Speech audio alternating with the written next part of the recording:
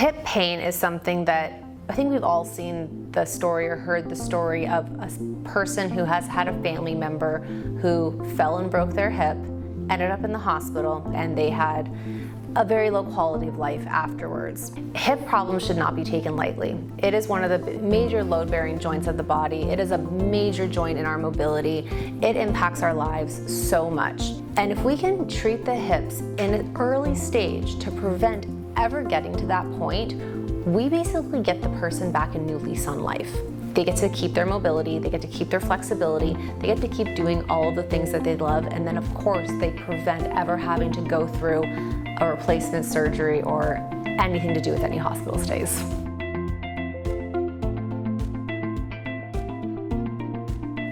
Regenerative should be the first choice, not even necessarily that it fits in the gap between, say, steroids and surgery, right? I think that we should try to regenerate and heal first before ever thinking about palliative stuff or stuff that's gonna permanently alter somebody's anatomy.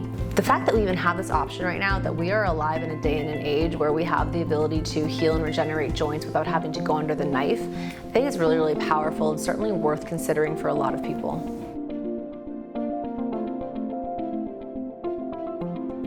Steroids are a silly choice, if I'm just going to be candid. Not only do they do nothing to actually help the condition itself, they actually accelerate the damage by degrading the cartilage. They actually leach minerals from the bone, thereby weakening them, especially in your osteopenia and osteoporosis patients. And then of course you have the systemic effects, whereby they're going to tank your immune system, they're going to cause weight gain, possible mood changes. I personally don't think that the juice is worth the squeeze on those, because the whole goal with them is to possibly reduce your pain, and in many situations it doesn't even do that.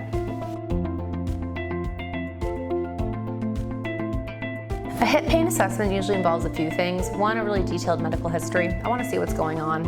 Especially in women, we really want to make sure that we're considering things like osteopenia and osteoporosis, especially after menopause. We also want to consider nutrient deficiencies like vitamin D, vitamin K, even calcium. And then of course we need to look at imaging, we need to do a physical exam. All the things to basically say, well, what is generating that dysfunction? Is it the actual joint? Is it supporting structures? Is it the bursa? Or is it even radiating from the low back, right? There's many options for what could be going on. When we're trying to decide which biologic to use, it's really going to depend on the severity of the condition for the patient. A very mild situation, or possibly in somebody who's relatively young and healthy, PRP could be a really great choice. If we perhaps need it to be a little bit stronger, we might add exosomes to it. The absolute strongest treatment that we have available is utilizing stem cells. There's a few structures that we can inject in the hip. We can actually inject the bursa itself, so that's the fluid-filled sac around the hip. We can actually go directly into the hip joint, basically where the ball and socket kind of articulates. And of course, you can actually treat the supporting structures. So the ligaments that attach the hips to the pelvis, all sorts of things like that. All of the injections that we do get performed under ultrasound guidance so that we can be very precise with actually where we're delivering that. I almost always combine PRP with stem cells in joint tissue, or in joints in general, simply because we know that the cartilage that's in there really doesn't have a really great blood supply to it. So the addition of the PRP gives us all of the growth factors that are present in the blood. People usually see results in about 6 to 12 weeks, and this is just because that's how long it takes a healing cycle to happen. Sometimes on the hips it can take a little bit longer, simply because you're using them every day. So there's always going to be that pressure on them, there's always going to be that weight bearing on them, so it can just take a little bit longer.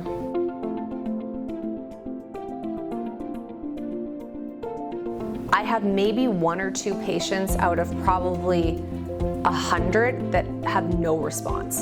And I say that not out of confidence, but also because of all the things that I do to check myself. Because truthfully, there's always a reason why a person has pain, and there's always a logical way that you can treat it if you understand the different modalities.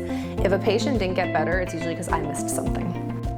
So the way that I track my patients and their outcomes is that when I initially meet with them, I get a list of their goals. Because every patient's very, very different in how they come to me, and their severity, their age, whatever. You can't correct for that, right? There's no way to correct for that. So I get their goals. And at their follow-up, whether it's a 3-month or a 6-month follow-up, we revisit their goals. If they met the majority of their goals by that follow-up, they're a quote-unquote success. If they didn't, maybe they met just under half of them, or maybe it took to their next follow-up to make all of them, right? All of them still respond.